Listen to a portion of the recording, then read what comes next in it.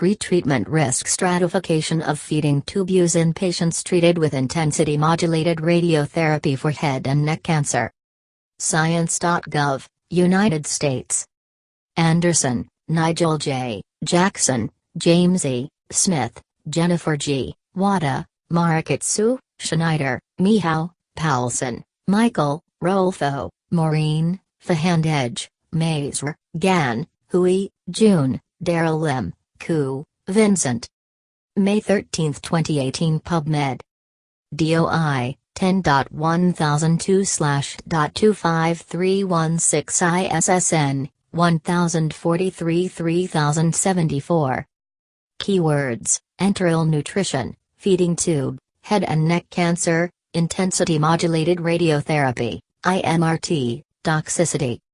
The purpose of this study was to establish a risk stratification model for feeding tube use in patients who undergo intensity-modulated radiotherapy, IMRT, for head and neck cancers.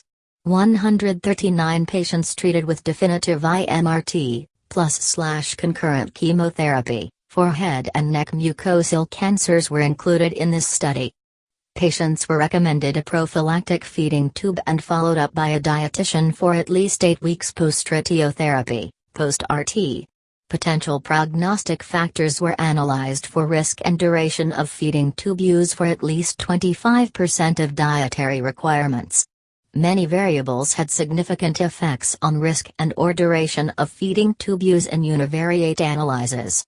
Subsequent multivariable analysis showed that T classification greater than or equal to 3 and level 2 lymphadenopathy were the best independent significant predictors of higher risk and duration of feeding tube use, respectively, in oral cavity, pharyngeal, and supraglottic primaries.